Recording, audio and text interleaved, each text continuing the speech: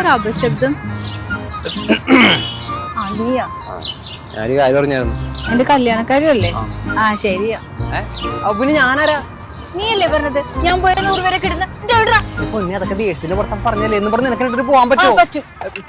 ഓ, അല്ലെങ്കിൽ മുട്ടത്തി ചെപ്പിന് അടപ്പില്ലല്ലോ. മുറ്റത്തെ മണമില്ലെന്നാണ് ഉദ്ദേശിച്ചത്. എങ്ങനെയാണ്? എങ്ങനെയാലും ശരിയാണ്. ഞാൻ ഇങ്ങനെയൊക്കെ പറഞ്ഞു നീ എന്തിനാ ഇങ്ങനെയൊക്കെ പറഞ്ഞേ?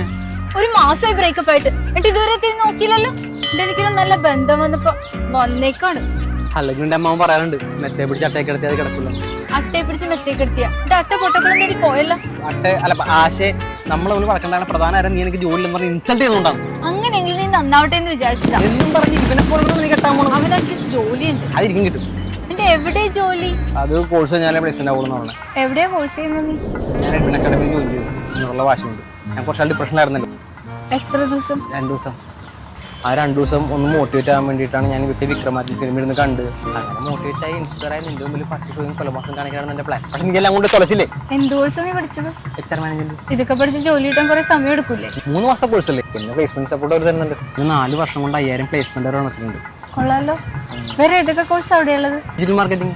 അവിടെ ക്ലാസ് എന്നൊക്കെ പറഞ്ഞാലേ ഈ ഹാൻഡ്സ് ഓൺ എക്സ്പീരിയൻസ് എന്ന് പറയില്ലേ, അതുപോലെ പ്രാക്ടിക്കലി ബേസ്ഡ് ക്ലാസ്സുകളാണ്. കേരളത്തിന് ആദ്യത്തെ പ്രൊജക്ട് ബേസ്ഡ് ജോബ് ട്രെയിനിങ് ഇവിടെയാണ്. ബോധം വെച്ചല്ലേ? അതല്ലേ ഞാൻ പറഞ്ഞത്. ഇവൻ നിനക്ക് സെറ്റ് ആവില്ല. അവന്റെ കഥകൾ നിനക്ക് അറിയാൻ പാടില്ല. 3ാം ക്ലാസ് പഠിക്കുന്ന ക്ലാസ്സുകളിൽ വെച്ച് +2 പഠിക്കുമ്പോൾ ഒരു പെൺകുട്ടവൻ അങ്ങനെയൊക്കെ ഉണ്ട്.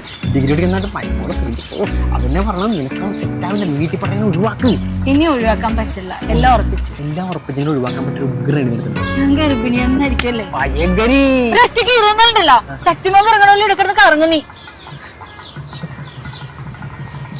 അതെ, എന്താ എന്റെ കല്യാണം ഒന്നും ഉറപ്പിച്ചിട്ടില്ല. ശരത്തിനോട് ഞാൻ വേറെ തള്ളി വിട്ടതാ.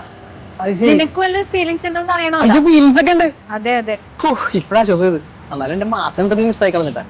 പോവാം. ഈ സ്കൂട്ടി സ്റ്റാർട്ട് ആണല്ലോ. നമുക്കൊന്ന് വർക്ക്ഷോപ്പിൽ കാണിക്കാം. എന്തിനാ വർക്ക്ഷോപ്പ് പോകണം? ആ സൈലൻസിന്റെ ഉള്ളിൽ പോലുണ്ടായിരുന്നു കളഞ്ഞാൽ മതി. ഞാൻ നീ പോവാണ്ടിരിക്കാൻ വേണ്ടി വെച്ചതല്ലേ. അപ്പൊ നന്നാവാൻ പാവൊന്നുമില്ലല്ലേ?